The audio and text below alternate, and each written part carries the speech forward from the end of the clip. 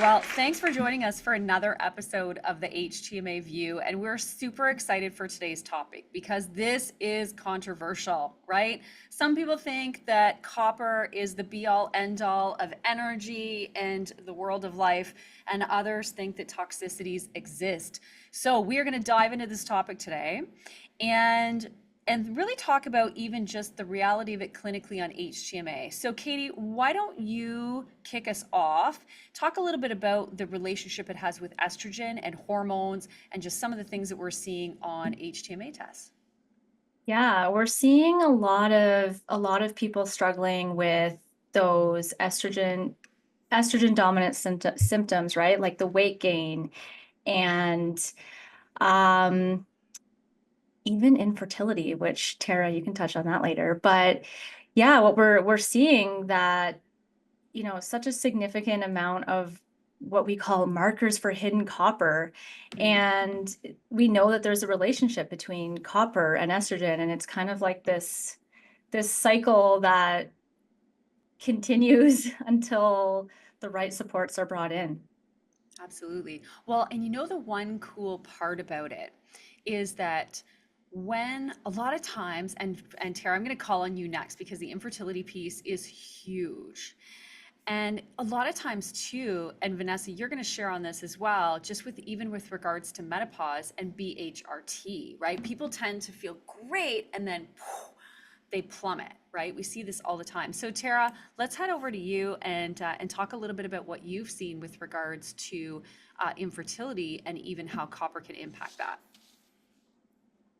Oh, it's a big one. Well, I first want to say that, a lot of times people will discover that they've got this buried, we'll call it buried copper toxicity or hidden copper toxicity, and we just don't know what the source is. But it's important to understand that it's typically generational and then it compounds, Mhm. because it's passing through the placenta. So your mother, your mother's mother, your grandmother, essentially, we've got this buildup coming from generation to generation to generation. So each Mhm. generation is a little bit more copper toxic, and then we've got it in our environment. So it keeps compounding and compounding. And I say all this because people go, well, my parents had zero problem getting pregnant, and why would, but there you go. It's compounding from generations and additionally from our environment through our copper pipes. If we're swimming in pools that are treated with, what is it? Copper phosphate, sulfate? Sulfate. What's in the pools? Okay. Sulfate. Okay, yeah, they're using it in public pools, all the things. So, and oh my goodness, we're just seeing our hormone balance being completely destroyed by this.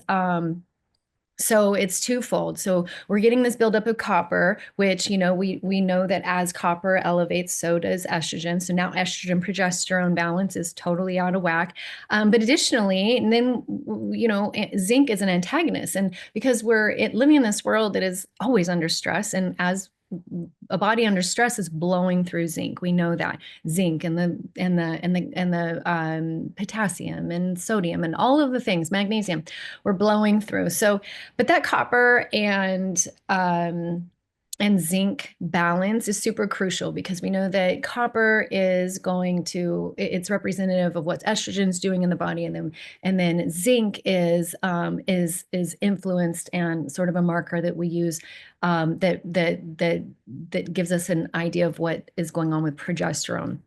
And as we're super stressed, our zinc is depleted. And as we become more and more copper toxic, our estrogen's rising. So that balance is way off. So our hormones are way off.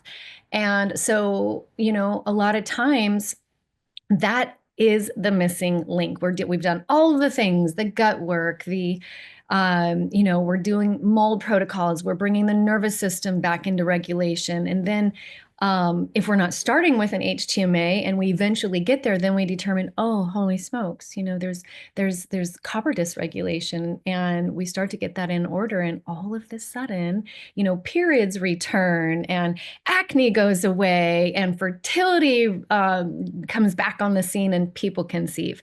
And, I see it time after time after time when we get not just the copper and zinc in order, but all the minerals. It just so happens that when we're focusing on, the core four minerals and also understanding the impact it's having on the copper and zinc balance, things start to shift, come into balance, and people's cycles start to regulate. And it's not just for women, men also, because that zinc is going to represent testosterone in men and progesterone in women. So getting that in order is super crucial because we know our men being estrogen dominant, so copper toxic equals estrogen dominance, super problematic for men too. So a lot of times we've got both parties in this couple coming into the equation with infertility that largely at the root is this imbalance between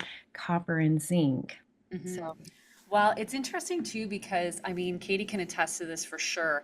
There's periods of time too, right, where we just get so many emails. It's like, oh my gosh, my client's been trying to get pregnant for like 3 years, and all they did was mineral balancing for a month, and now they've conceived. And we're like, wow, right? Like, what do we do now, right? We get those emails all the time, which is amazing, but it just shows you how powerful changing that balance at that base can really be for the body, right? And then Vanessa, on the other side of the coin, I mean, you're talking and specializing in menopause, which is another kind of hormonal change area that affects women too. Yeah, and my own story probably is a good example in that I was I'm going through perimenopause at the moment, but when I started my mineral balancing journey, I was using HRT. And at first, when I first tested I had many, many markers for copper. And that wasn't surprising because my adrenals were flatlined and I had been on the pill for years from the age of like 15, I think they put me on it for period pains. By the time I did my HTMA, my adrenals were tanked. And so there was hidden copper.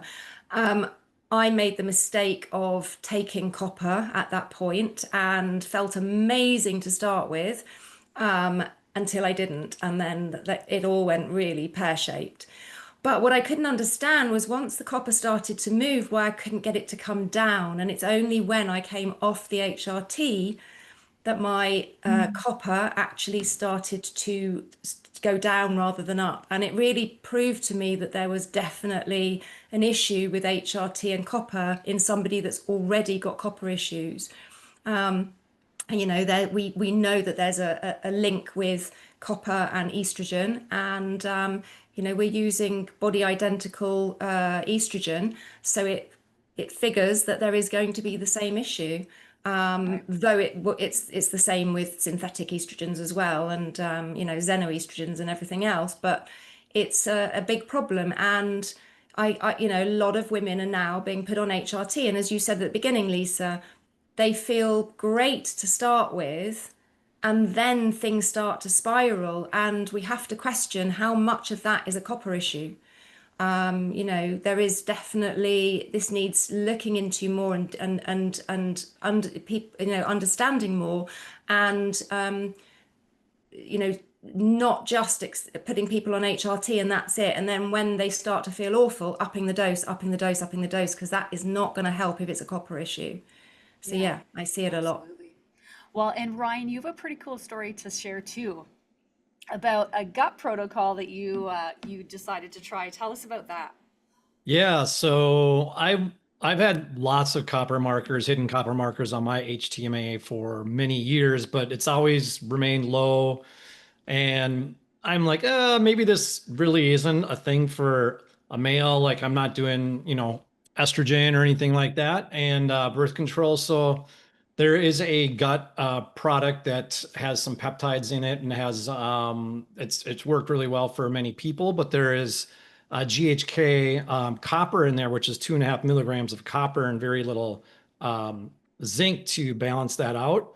And I started it for like 2 weeks. Going into it, I actually asked Lisa, and she said, "Yeah, that's going to raise your copper." And I was like, I'll just do my N+1 or N=1. So started taking it, felt good for like 2 weeks, and then all of a sudden, insomnia, anxiety. I was like weeping, like just crying for no reason, watching like a show or something like that. And I'm like, okay, maybe this copper stuff is a real deal, and it's probably what's going on. And then I did blood work not too long after that, and my copper and zinc have always been pretty good serum wise. Mhm. But when after taking that, my copper actually dropped down super low. My ceruloplasmin went even lower, and my zinc came down. So to me, that was very good confirmation. And when we look into some of the, other experts that kind of look into this too, we see that people can often have low copper in serum with low ceruloplasmin, and they're like, I need more copper, but really that's pouring fuel on the fire. And then I know we're talking estrogen and things like that too. Another thing that we see a lot now too is histamine intolerance. Mhm. And there's the connection between estrogen, copper, and histamine as well. So yeah, and it's something that I'm seeing more and more and more in clients as well. Yeah, absolutely. Well, and Amber, I think you're like climbing that staircase because you're almost at the top, ready to jump off on the other ledge, right? Yeah. Yes. Very exciting. I got my HTMA back last week, and Lisa knows I have not had that exciting copper dump yet, but 20 plus years of birth control history, it's there. I've got a lot of markers. I just want to share, I know people are wondering, how does it happen? So Tara Mm, spoke about exposure yeah. to estrogen and xenoestrogens. So that's one big thing, but I like to rewind it, like pull on the string and find out where it goes. So we have to think about adrenals and liver and bile. So go back Yeah. to the adrenals. How many of us are just exhausted? Our adrenals are just really low cortisol. We're out of energy, we're fatigued. And how many of our clients? So many. The adrenals are the ones that give the liver the signal to make ceruloplasmin. That is the protein that copper it binds to. And when it's bound, it gets excreted out of the body in bile. So via a bowel movement. So there's a lot of places that can break down. Sluggish adrenals, sluggish liver, which many of our clients and us have. We just have overburdened livers. And then if you think about bile flow, a lot of our clients and ourselves can be constipated too. So sluggish bile. So there are so many areas that you can have a breakdown there and where things can just kind of go awry. So that's what we're all after, is just figuring out, okay, where is the breakdown in the machinery? How can we help support this? Yeah, absolutely. And the adrenals play such a key part, like you said, right? And thinking about too, like even the number, like the thousands of tests that are looked at, right? As a combination of all of us being mentors and looking at multiple tests, sometimes a day, how many we see where the adrenals are not keeping up with the stress of that individual, right? It's a huge, huge number. And that's a big deal because this is what fuels our everyday. It fuels us being stress resilient. It supports our immune system, right? So if we're not functioning well, then the rest of our body isn't, our systems are starting to fail, right? And then that's where the rest of this all comes into play. I've found too that the HTMA can be so validating. Mhm. Just specific, like obviously for men as well, but like a lot of women that I've talked to, and my partner is a prime example, when you're experiencing these symptoms in your life and then you see the HTMA. I got my partner's back a few weeks ago, and her copper, oh Lisa, I forget what I said it was, but it was like It was- 20. Like it wasn't like It was 2 or really 3. It You was showed me and I so was like, high. oh. It was so high. Yeah. And so when I went home and explained it, it's so validating to be like, okay, I'm not crazy, right? Because there was like you, Ryan, like a lot of weeping and a lot of like emotions running high. And it makes you feel like you're not crazy. Like, oh, this is why I'm up at 4 a.m. and I can't get back to sleep. You can give people advice as much as you want. Like, just take some deep breaths and, put your, I mean, and these are good things to do, right? But it kind of just puts things into perspective, and then you can bring in the support to start dealing with it, right? Like all of Yeah. the things, the zinc, the molybdenum, the adrenal support, the like all of it, right? I was like, okay, we've got our work cut out for us, but Yeah. it's like you can start taking those steps. Yeah, I couldn't agree more with that assessment too. Yeah. Yeah, I think there's lots of validation that comes from, well, and even when, and I think we've come across this as well, probably many times where, somebody will go to their GP, grab some blood labs, and then they get told everything's within range. So what do they do then? That's And then super, you're taking like a pill to go to sleep, and you're taking like something for this and something for that. And it's like, oh, you're exactly. anxious. Well, it's like all these different things you can be doing, but like, yeah, it's Yeah. nuts when you see like either those, 11, 12 markers for hidden copper, or someone's copper's at like 36, and you're like, okay, Yeah. Right. we have a plan now. I think it's really interesting as well when somebody's got hidden copper and you're trying to explain to a client that that's what's going on, but it's not showing. I mean, if it's high on a test, it's obvious to them. They can see it's high. Yeah. Makes But it when it's easier. Yeah. hidden, but they've got all the symptoms, and then we bring in the right binder to work with, and they start taking it, and their symptoms start to disappear. And we know that, for example, zeolite is so good at binding to copper. I think that's really validating for people, because then they realize actually, maybe that is what's going on. Even though it's showing as low, it's causing problems because it's there in the body. Yeah. I think that's one of the biggest confusing factors for people is that, toxicity also equals deficiency. We know that, Yeah. right? Yeah. Because if it's bound up and buried deep in the liver and the brain and the other tissues, right, you're not going to have a copper that's bioavailable and usable for the energy and all the things that it's important for. So there is a deficiency there, but there's enough in the body already. It's about bringing in, like Katie said, some of those cofactors to help, bring it back Yeah. around, like vitamin A, which helps bioavailability, right? So there's enough there. It's a matter of making it usable. I always explain it like it's like when you do your laundry and you dump your laundry basket on your bed, and the clothes are sitting there, and you're like, yeah, I don't actually, you're too tired to put them away.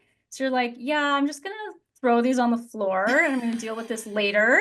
But then you keep going to your closet and wearing other clothes, right? And it's like it's building up, and you're shoving it under your bed, and it's like it's there, and eventually you run out of clothes, so you're deficient in clothing. It's just all hiding under your bed, and you need to have the energy to like physically be like, I'm gonna fold my laundry and put it away today. So that's where the adrenals come in, right? Like you need the energy and you need all of that to deal with it. Yeah. I think Katie, you were saying how validating it was to have a test come back, and then it all of a sudden explains this laundry list of symptoms that we're experiencing. And one of the hallmark symptoms that we see time and time and time again, probably 90% of the time that there's copper on board, is anxiety. And earlier, when I was speaking about the balance between zinc and copper, I feel like it's important to just add that, more of a good thing is not a good thing. And in 2020, myself included, I think maybe the whole world thought taking high doses of zinc was like the way to not get COVID. And I will speak for myself. And then just my observations after completely imploding my health from zinc, this immune boosting miracle mineral, right? I was taking way more zinc that, fast forward to now when I have a complete understanding of the orchestra that minerals are. But zinc is a copper antagonist. So the more zinc we load into the system, regardless if you're have buried copper or not, like now you're creating this copper situation where you're going to cause it to dump into your system. And I found myself like able to adult. My anxiety was just something I've never experienced in my life. I would open the refrigerator because I was starving. I was so hungry, but I was so overwhelmed with everything. I couldn't feed myself. I open the refrigerator, too much, close it, and just go lay down, and just was a mess. But the anxiety, I was riddled. And it was because I was taking so much zinc that I started dumping copper so hard that it caused severe anxiety. And when we talk about feeling validated by an HTMA coming back saying your copper is super high, but now we have a course of action. We understand, oh, okay, let's bring in the zeolite to bind that copper. Let's support our bile to get it out of the body. Let's, support our adrenals to the ends of the earth and all of the things. But my goodness, that really forced me to zoom out and look at kind of the world. It seemed like everybody was on an anti-anxiety medication, sort of afraid of their shadow. And I'm not saying that everybody had a copper issue, but I am saying a large amount of the population was loading up on zinc. And in my personal situation, it was an enormous problem for my health. And it took me a long time to figure it out because I was not able to see past my anxious, self, but then also to correct it and to feel balanced again. But getting when I finally was like, you know what, I need to run my HTMA to see what's going on. I get it back and I'm like, oh, boy, oh boy. Duh. But you're in the middle of this symptom tornado and you can't really think about the whole picture. And then you get your HTMA back and it all starts to make sense. And you do the corrective things and life normalizes.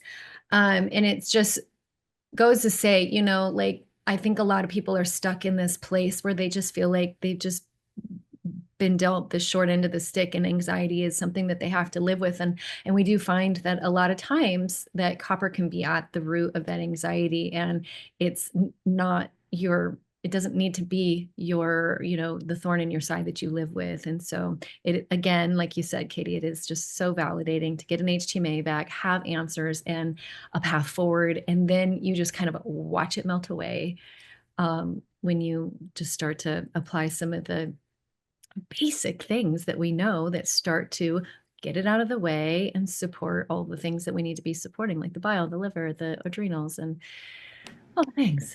So let's not all go out and get zinc so that we can balance out our copper.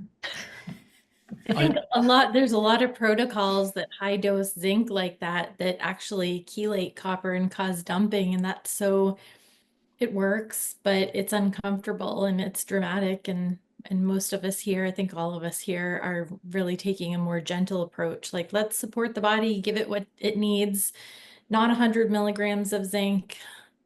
Not even 30. No. Which was so common. Yeah. The other thing too, because nervous system work and stuff like that's such a big thing now, and and rightfully so. It's very important, but we can do nervous system, like Katie was saying earlier. Like if you're stuck with insomnia and it's driven by this very emotional electric mineral like copper, you can do all the breath work and stuff until the cows come home, and you're physiologically, your nervous system is being jacked up. And I notice that with clients too, because I work with a lot of them that are dealing with that type of stuff. We work with the nervous system, but from a physiological perspective around minerals, a lot of times that nervous system stuff doesn't really take hold until we start to balance their minerals, A, to help them build energy so the nervous system has energy, and then B, to start removing some of that copper that's just driving that anxiety and stuff that people are experiencing as well. I don't think we mentioned where the copper gets stored. Usually goes to the liver and then the brain. And I think we have to mention that because that makes it all make sense. Yeah, like it's that can't shut your brain off type of and it's so funny. So many people say, like, I can't shut my brain off. I'm like, oh really? Hey, let's look at your copper. Like, bing, light bulb turns on. Yeah, exactly. Like exciting. Like, oh great, this is gonna be a great HTMA. Yeah. Well, and that's an interesting thing too, and we'll kind of finish up with this because I think we can have an entire episode on copper and anxiety, ADD, ADHD, OCD, right? Pseudobipolar, even schizophrenia. We know Carl Pfeiffer wrote about the relationship between copper toxicity and schizophrenia decades and decades ago. And, I find a lot of people too, and this is what I ended up with, I was using DIM, indole 3-carbinol, broccoli sprouts, like all the things to be able to get rid of my estrogen dominance that I had for 2 decades. And until I actually started using minerals and bringing them into some type of balance, and then letting that copper, again, my copper elevated because I was toxic, I couldn't fix the problem. And then on the other token, which is a whole other episode too, is the relationship that iron has with copper. And so I was chronically iron deficient, right? I had iron deficiency anemia. I went through getting shots. I did all kinds of things throughout my 20s and 30s, and I couldn't solve the problem. And as soon as I started mineral balancing and realized what that underlying issue was, everything normalized. So there's just so many little nuances of things that people are struggling with, and they're trying their best to solve them with some of the things that should work. But again, we're dealing with filling in the cracks in that foundation of the home. And if we can't fill those properly with the right things, with minerals and vitamins included, sometimes amino acids, then we're not necessarily going to solve the root cause of the problem. I think really important too, last thing I'll say is that the path that you're going to take forward, because we were talking about like having a plan, is going to be different for different people. And that's where the HTMA is so important, because someone that's in 4 lows versus someone that's in 4 Absolutely. highs or slow, whatever it is, it's going to look very different. So it's not about, it really isn't a one size fits all approach, right? There's going to be similar strategies, but it's really important to know where you're at before going down that path. Yeah, I agree 100%. Well, hopefully those watching had an aha moment. That's why we're here. We're here to educate. We're here to share some experiences and some thoughts and some ideas. So if you already have an HTMA test, maybe you're sitting back going, right? And if you don't, then maybe you're sitting there doing the same thing. So catch us next time right here on the HTMA View while we talk all about some more amazing topics. And one of them is going to be calcium shell. Is it science or what?